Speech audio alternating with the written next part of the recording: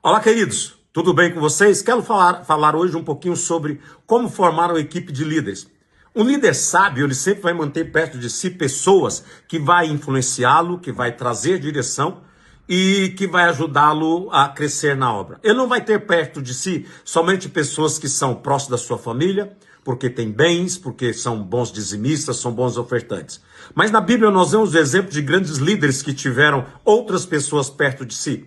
Por exemplo, Moisés teve Jetro, Davi teve Natã, teve o profeta Gade e teve também outros grandes homens à sua volta. Paulo foi o mentor de Timóteo. Então, você sempre vai ter alguém perto de você que você precise dele. É importante você ter um velho perto de você.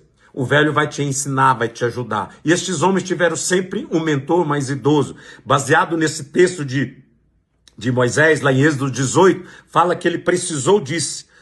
Um líder sábio sempre vai ter alguém perto dele, vai ter sempre alguém que possa ajudá-lo.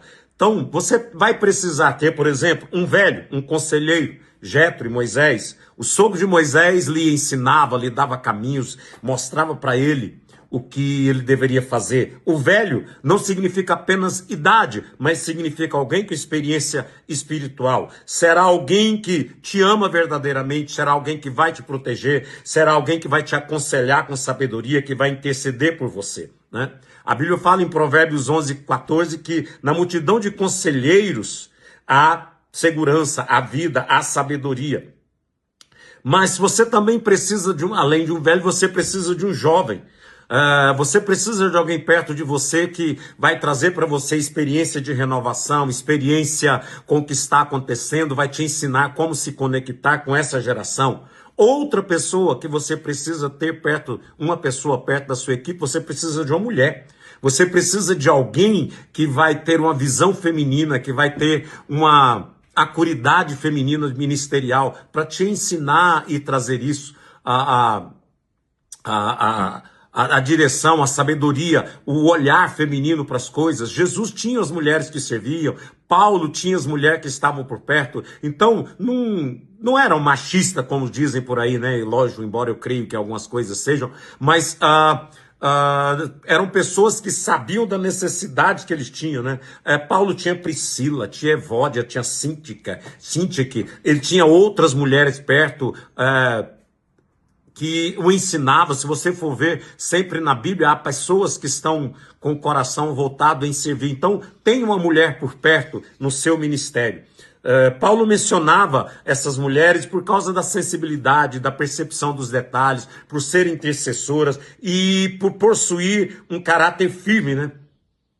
E eles são mencionados nisso. Agora, uma outra área que você precisa ter perto de você, você tem que manter perto de você, um profeta, um homem que vai trazer a voz da verdade, que vai trazer a direção de Deus, que vai ministrar para você aquilo que Deus quer, que vai trazer para você aquilo que é o desejo de Deus, que vai interceder, que vai conseguir trazer o que é o movimento espiritual à tua volta, no que está acontecendo, é o porta-voz de Deus, né?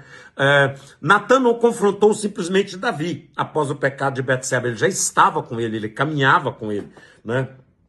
E você precisa ter alguém perto de você que não tenha medo de falar a verdade, que traga direção espiritual, que confirme a vontade de Deus. E um profeta verdadeiro, ele nunca vai falar contra você, ele vai te honrar, vai te proteger, vai ser seu escudo. Essa é a função do profeta, né? Tem um homem, uma mulher, um profeta, uma profetisa de Deus alinhado perto de você. Também tem um evangelista, um cara que tem um coração, uma mulher que tem um coração, um ministério evangelístico perto de você, porque ele vai fazer você sentir, aprender, caminhar e entender o que é o ministério, o que é ganhar almas, o que é buscar as pessoas, amor às almas. Então, mantenha perto de você uma pessoa que tem um chamado evangelístico, né? Filipe, o evangelista, ele era, lá em Atos 21:8, fala que a respeito dele, ele tinha um coração voltado para o evangelismo, e a missão dele principal é salvar pessoas, é paixão pelas almas, uma estratégia de evangelismo e a mobilização da igreja para ganhar almas, né? Uma igreja sem evangelismo é apenas um clube religioso, lembre disso. Você precisa também de um pastor, alguém com chamado pastoral, além do seu, para te trazer uma visão de guardar o rebanho, de proteger o rebanho. Efésios 4:11 diz que ele concedeu alguns como pastores. Você precisa de homens que vão amar as ovelhas, que vai ter o coração em apacentar, de cuidar, independente de cobrar. O cuidado, porque é cuidado das ovelhas, né? Você, quando tem um líder na sua equipe, ele vai ter uma visão para cuidar do ferido, vai saber das ovelhas que precisam de cuidado, do que precisa ser restaurado. O pastor gera crescimento pelo pastoreamento da igreja. E o crescimento não acontece sem um pastoreamento eficaz. Um outro lado, você também precisa de um mestre. Ele será o guardião do ensino. Guardião da palavra. Efésios também fala sobre isso. O mestre traz profundidade de ensino. A palavra é pregada, é ensinada e sustentada por bases bíblicas quando você tem um mestre, uma pessoa que conhece as escrituras, que conhece a doutrina, que conhece a palavra e vai te impedir de cair em erros, de cair em heresias, né? Uma igreja se torna fundamental, com uma coluna fundamental, quando ela tem a coluna do ensino como fortificada no meio da liderança. E sempre tenha este mestre, porque ele vai te ensinar, ele vai conduzir o povo. Mas lembre-se, nenhum líder carrega tudo sozinho. Deus distribuiu os dons diferentes para edificar o corpo. Um líder sem outras pessoas por perto, ele governa, ele caminha sozinho, ele não ouve as pessoas. Eu aprendi algo há muito tempo atrás com um irmão muito precioso de Piracanjuba. Um dia ele me disse, ele é um empresário, ele me disse, olha, eu conduzo a empresa com os meus irmãos da seguinte forma: quando tudo dá certo, eu acertei. Quando erro, eu digo, eu errei.